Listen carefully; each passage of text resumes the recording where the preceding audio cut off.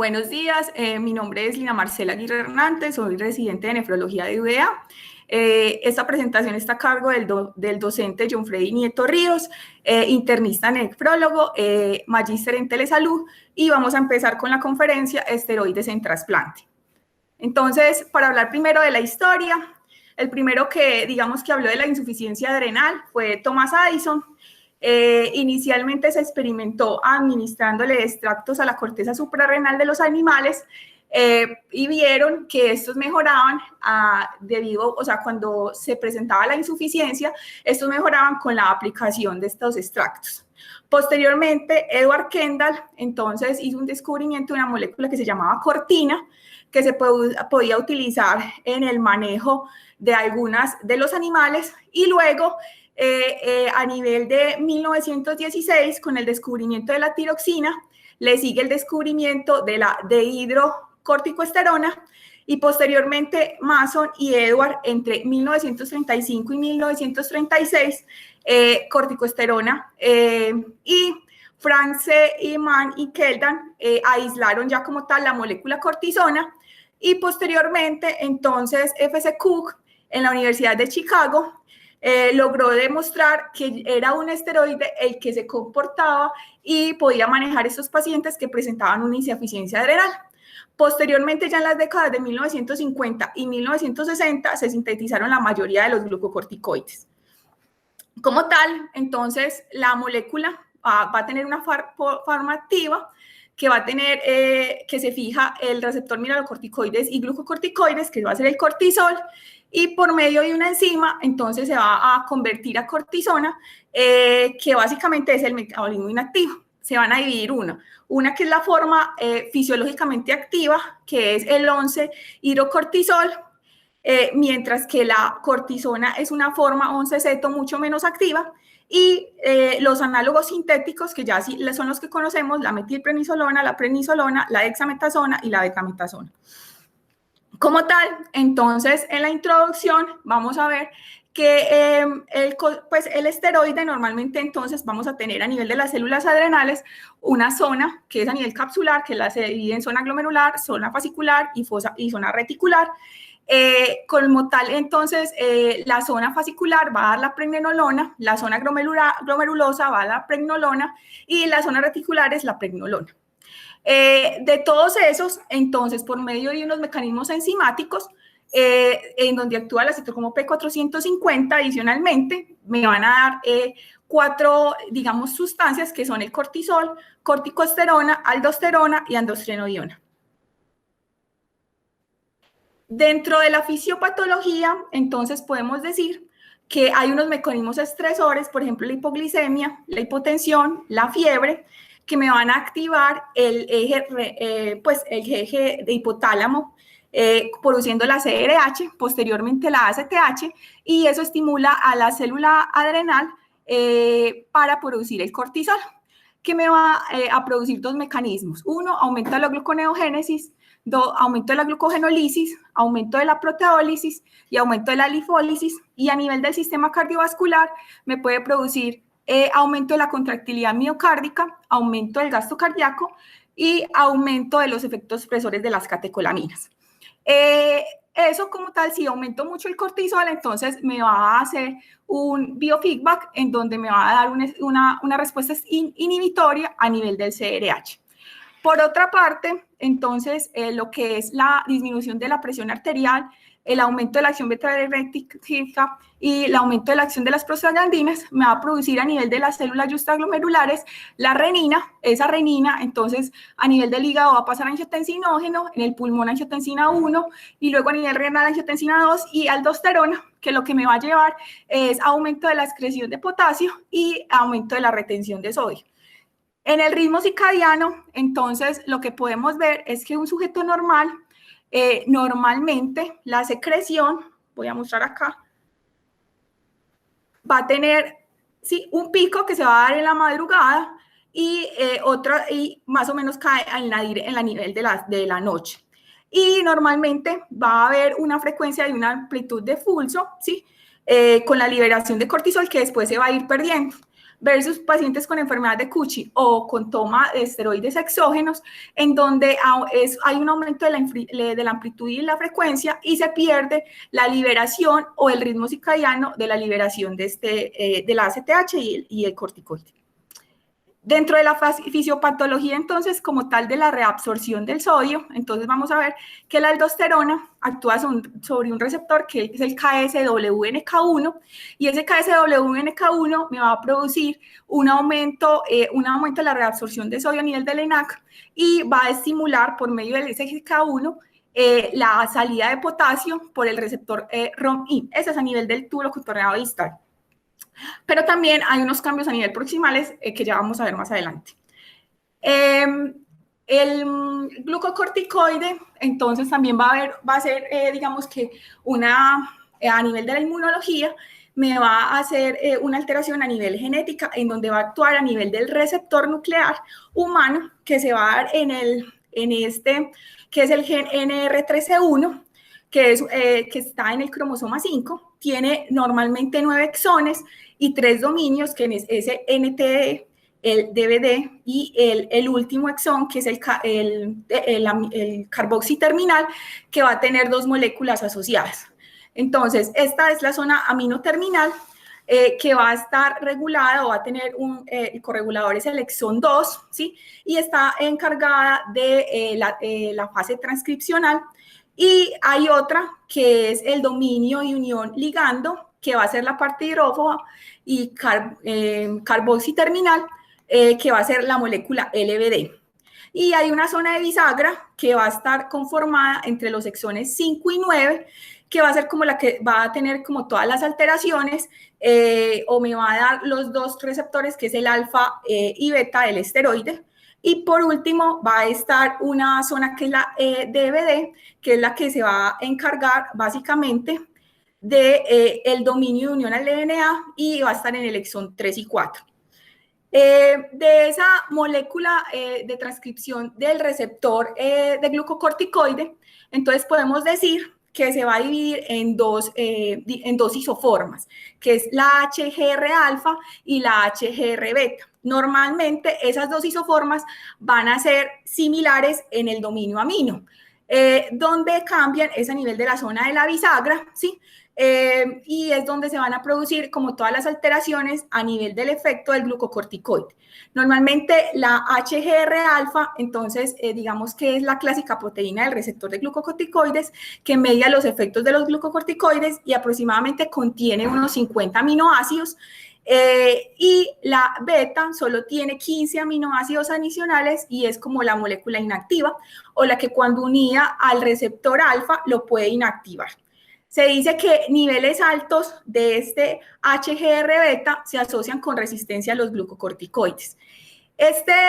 Como tal, el GRH va a tener varias isoformas y debido a esas isoformas y esas variantes de esas isoformas, entonces es que se van a producir como tal todos los cambios o todos los mecanismos de acciones que tienen los glucocorticoides a nivel génico. Entonces, el gen del GRH también puede dar otras isoformas que son de empalme y son alternativas, que son el GRI, el GR-alfa y el GRP. Y estas se asocian a malignidades hematológicas resistentes a glucocorticoides. Dentro de ya el mecanismo de acción a nivel intracelular, entonces podemos decir que el GR-alfa, normalmente si se une a otra molécula GR-alfa, va a actuar sobre el GRE y eso lo que me va a producir es transactivación. Mientras que si se une por el contrario al GR-beta, lo que voy a producir es un bloqueo e inactiva la señal. También se ha dicho que todo el GR-beta está involucrado en la expresión de genes en el hígado y está involucrado en todos los procesos inflamatorios. Entonces, es por eso, digamos, que la actividad del GR-beta, que es el que más cambia, digamos que va a estar asociada mucho a proinflamación.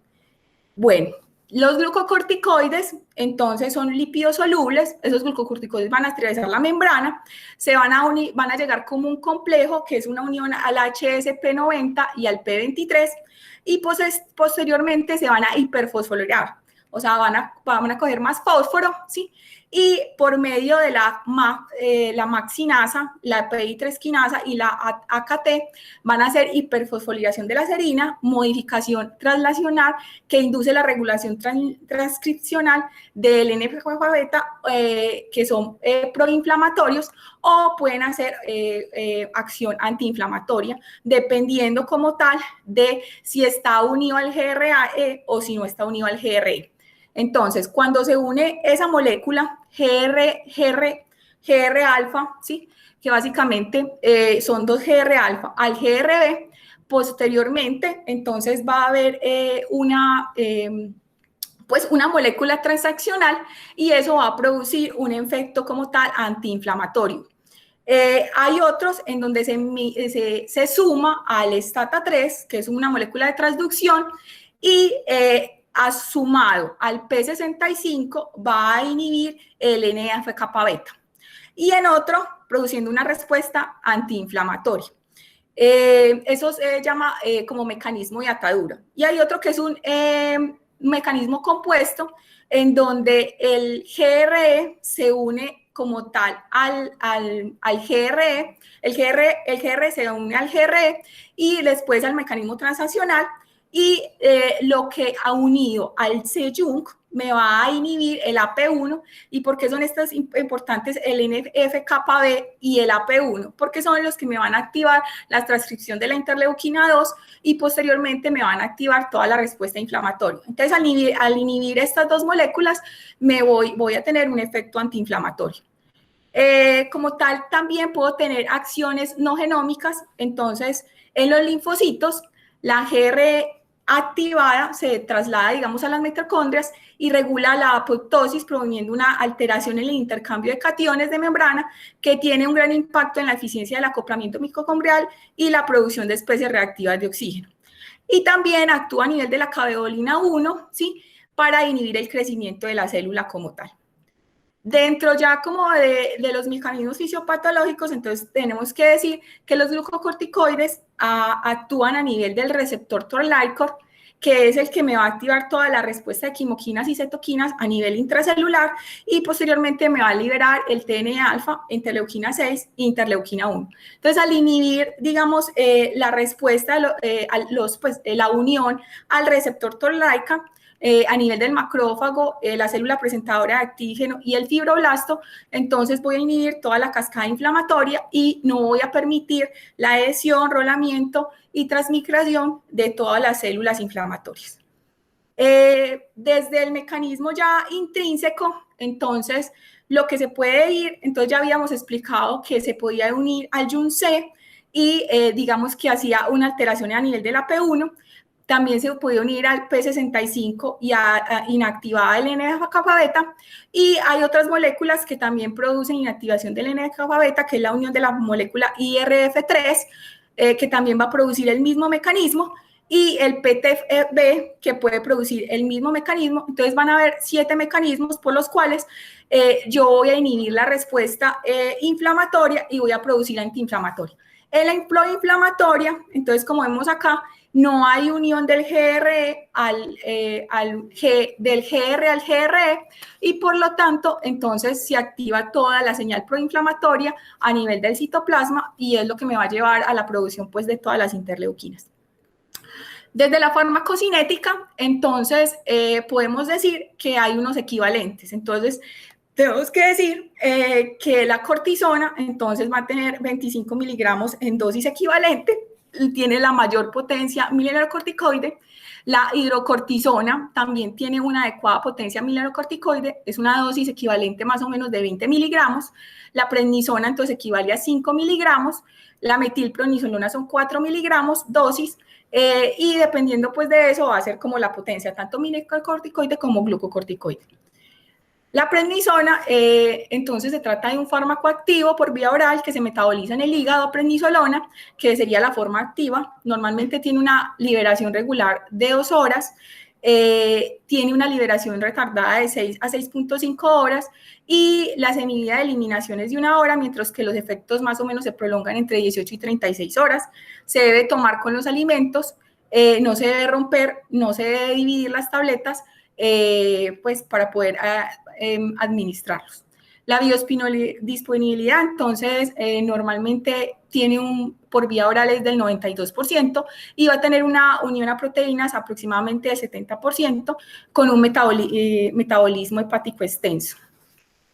Entre las interacciones farmacológicas, entonces hay unas contraindicaciones, que es con la desmopresina, porque producen hiponatremia severa, y con vacunas por el rotavirus, por el riesgo de contraer la infección misma.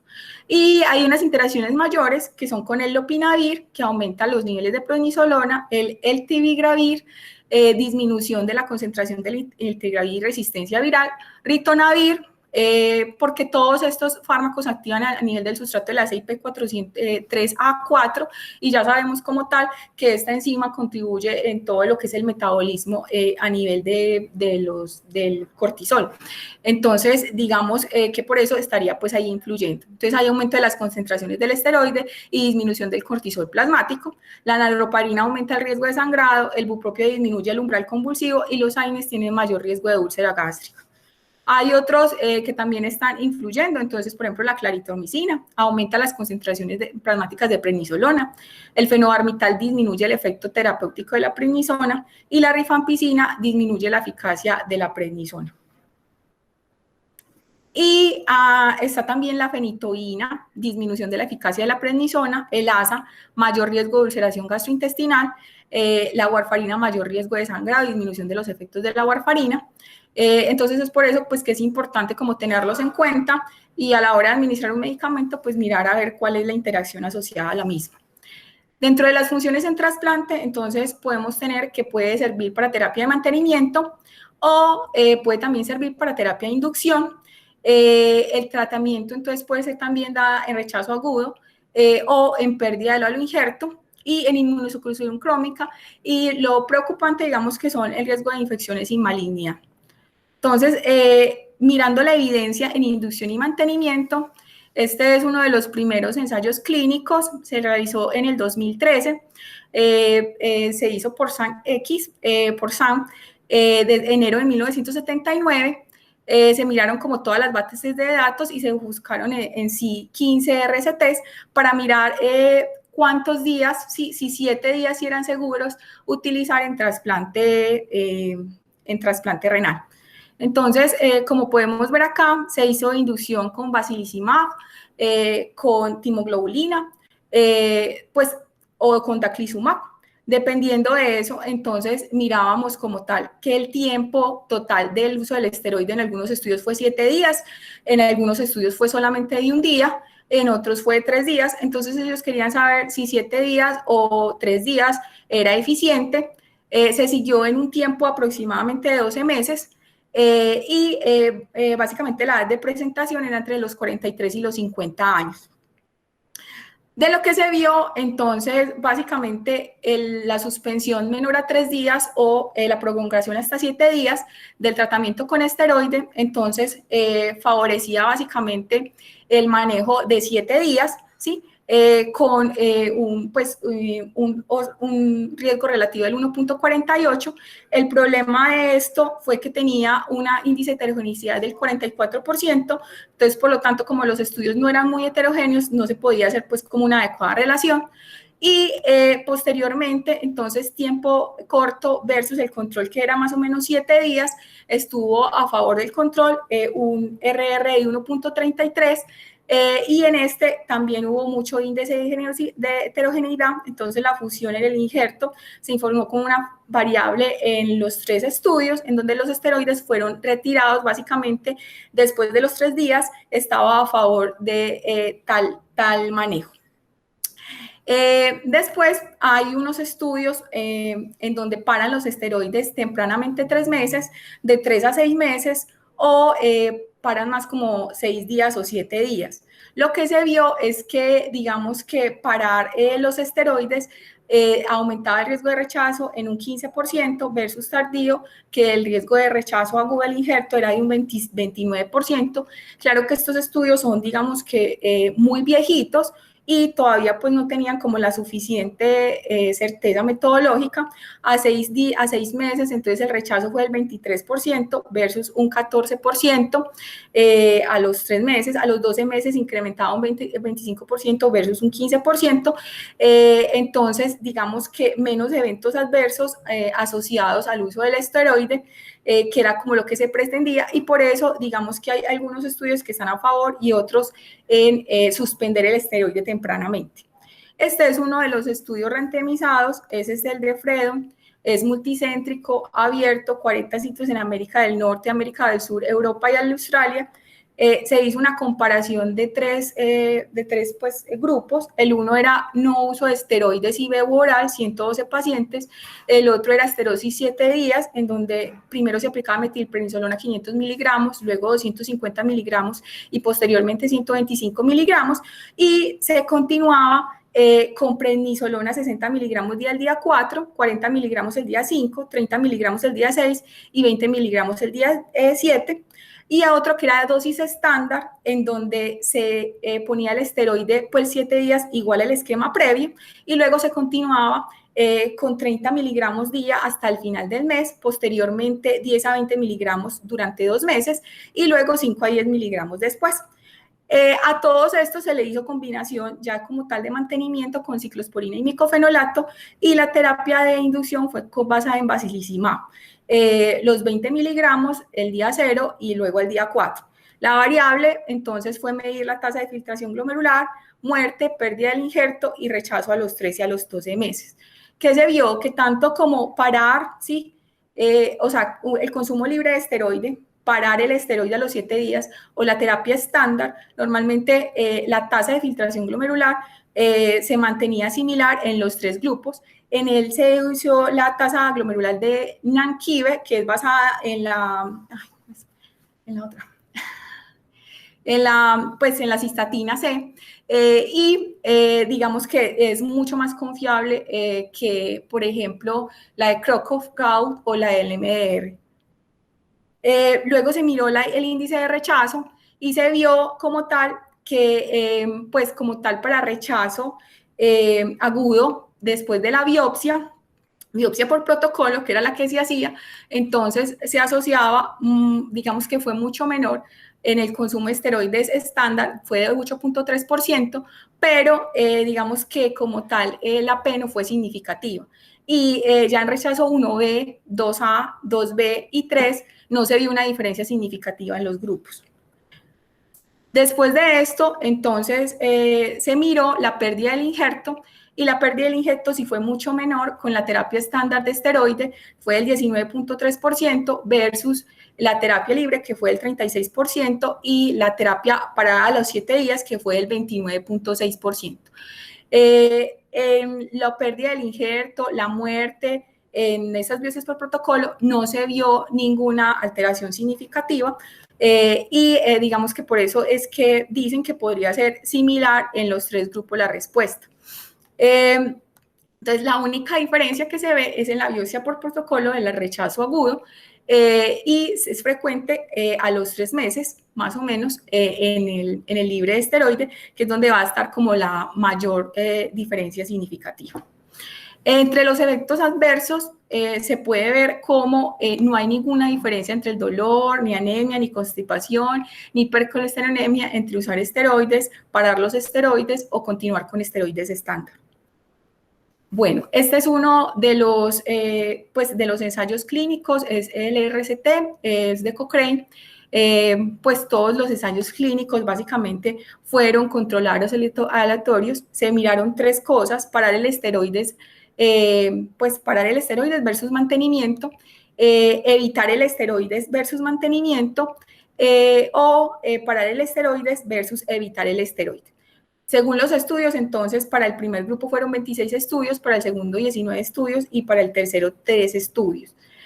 De lo que se vio de la comparación, entonces podemos mirar acá que el riesgo relativo fue de 0,68, o sea, disminuyó más o menos el 30% el riesgo, pero no tiene un índice de heterogeneidad del 0,0%, y en el texto como tal enuncian que no es significativo. Se utilizaron entonces para mirar muerte en un año, entonces muerte en un año y pérdida del injerto, en parar el esteroide o mantener el esteroide, no hubo una diferencia significativa. También se evaluó muerte a los 5 años, con un RR de 1,26 veces más riesgo, y lo que se vio es como tal que el índice de heterogeneidad es muy bueno, o sea, no tiene pues mayor del 50%, y lo que es que no hay una diferencia significativa entre pararlo o no ponerlo. También se vieron los estudios, ¿sí? En esteroide, pararlo o no ponerlo, pero en rechazo agudo del injerto, y el rechazo agudo del injerto, entonces se tiene un índice de heterogeneidad de los estudios del 54%, pues que no es, digamos, que el adecuado para hacer un adecuado análisis del estudio, y lo que se vio es que como tal, entonces sí tenía pues como mayor riesgo, ¿sí? El uso o sea, en uno eran 963 casos versus 954, entonces tenía mucho mayor riesgo para rechazo los pacientes que paraban el esteroide versus los que continuaban el esteroide. Y para rechazo mediado pero diagnosticado por biopsia, se tuvieron en cuenta menos artículos, o sea, solamente se analizaron 4 de los artículos, y lo que se vio es que tenía un riesgo, un RR de 1,32 con un índice de heterogeneidad de 65%, en donde lo que se veía era que como tal, parar el esteroide pues podría estar asociado, pero no vio una diferencia significativa. Entonces, digamos que dependiendo de cómo se hagan como la valoración de los estudios y cuáles eran los que tenían más poder estadístico o más peso en el estudio, digamos que debido a la heterogeneidad no es, pues no es bien valorado. Bueno, el estudio Dominos tiene un peso del 100%, ¿sí? Y en este que dice muerte en un año, entonces con evitar el esteroide versus pararlo, entonces le dio a favor de parar el esteroide, y digamos que pues sería como una de las cosas, perdón, le dio a favor de evitar el esteroide, y sería pues como uno de los manejos a realizar. Pero digamos que es solamente un estudio, pues en donde digamos que se valoró. Entonces habría que mirar cada uno de los estudios por separado para poder mirar, porque digamos que en unos es protector y en otros se convierte en un riesgo. Esta es como la tabla ya como el resumen, ¿sí? En donde enuncian entonces que la mortalidad tiene un RR de 0,68 que no es significativo. El rechazo agudo sí va a ser mucho mayor, digamos, que en los que paran el esteroide versus el que maneja mantenimiento, con un RR de 1,77. El NODAD, que es pues, el inicio de la diabetes temprana, no se vio, digamos, mejoría en el RR, y la infección por citomegalovirus tampoco se presentó más en ninguno de los dos grupos. Entonces, las estrategias de inmunosupresión libre de esteroide o retiro temprano no se asocian a mayor mortalidad o pérdida del injerto, a pesar del aumento del rechazo, que sería pues como lo que sacan como conclusiones de los estudios. Este es otro de los estudios, que es poner esteroide, ¿sí? Con más o menos antes de hacer el trasplante. Entonces es esteroides pretratamiento en donadores de órganos, si impactan en algo el rechazo. Se hizo entre febrero del 2006 y noviembre del 2008. Fueron 306 donantes fallecidos en 3 centros de trasplante de Europa. Lo que se vio es que la supervivencia era igual entre no poner una dosis antes o poner una dosis antes del esteroide. Normalmente el esteroide se continuó y se redujo hasta los 3 meses a 5 miligramos día, y lo que se vio es que ponerlo durante el donante cadavérico no tenía ninguna ventaja. Y esta es en glomerulonefritis recurrente, entonces es para mirar si la descontinuación rápida del esteroide tiene algún impacto en los pacientes. Se hizo del 31 de julio del 2008, fueron 1.194 pacientes que se sometieron a trasplante de riñón bajo una rápida descontinuación del esteroide. La inducción se hizo fue con timoglobulina, y normalmente entonces el 18% se dividieron en 3 grupos. En el grupo 1 tenían un diagnóstico glomerulonefritis en el receptor como causa de la enfermedad renal crónica. En el grupo 2, 978, principalmente tenían el diagnóstico de diabetes y enfermedad poliquística. El grupo 3 consistió básicamente en 260 receptores trasplantados para glomerulonefritis entre 1994 y 1999, pero estuvieron mantenidos con esteroide.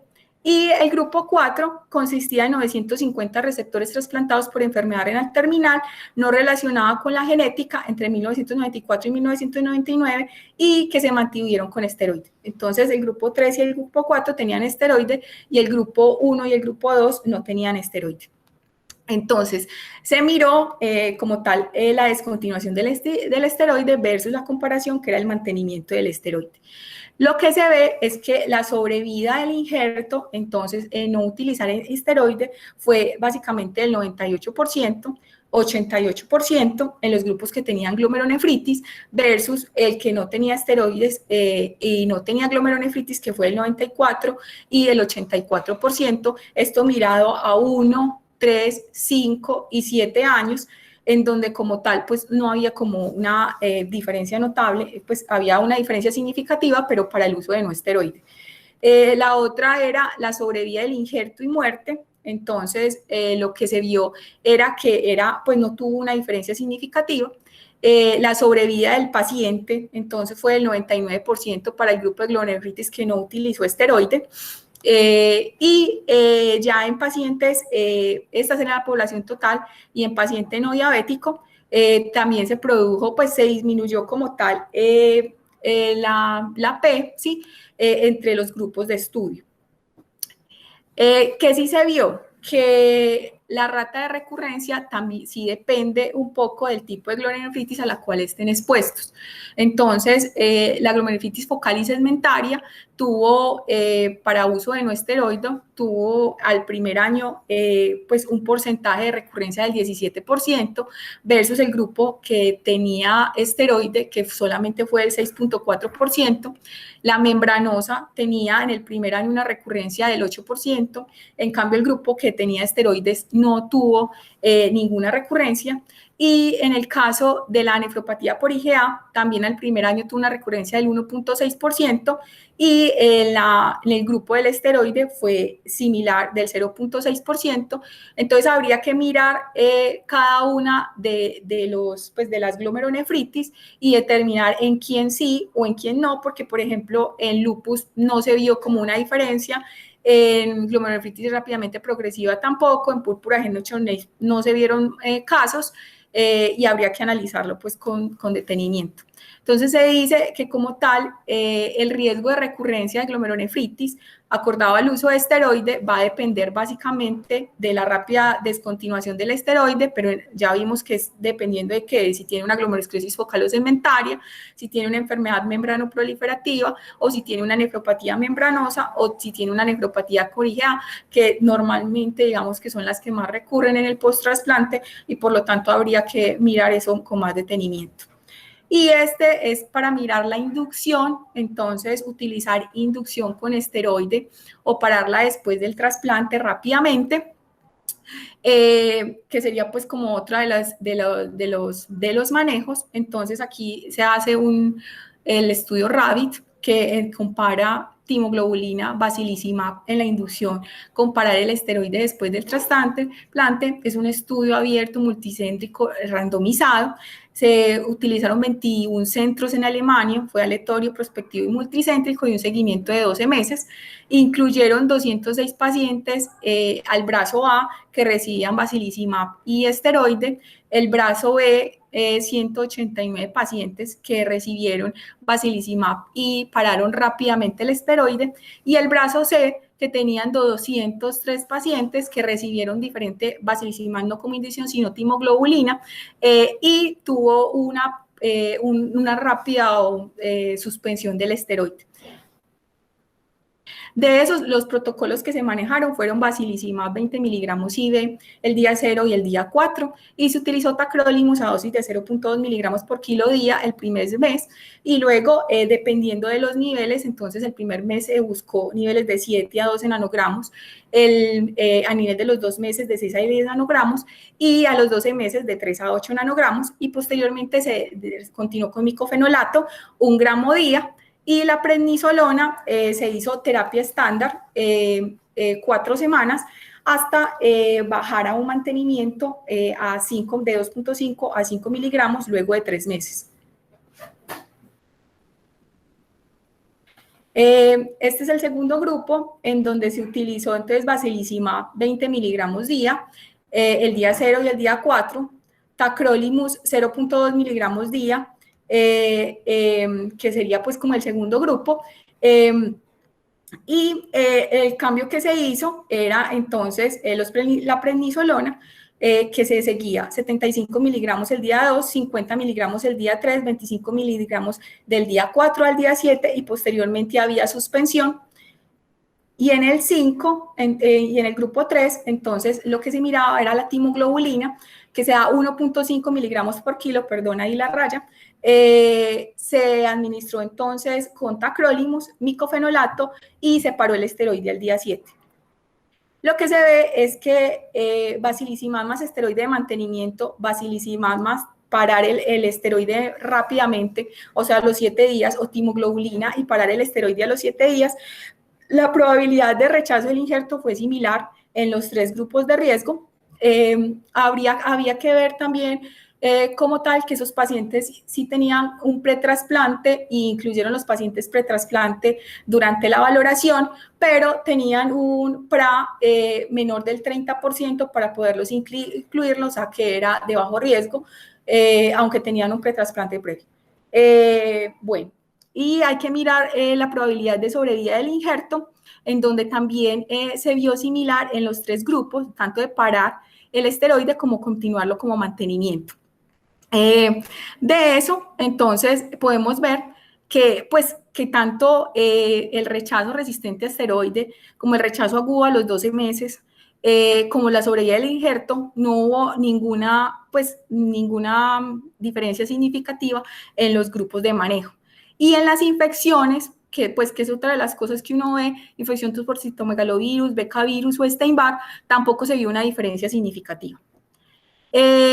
Hay otras cosas que se pueden mirar, y es evaluar, pues hay veces que no se pone el esteroide, es porque puede producir resistencia al esteroide.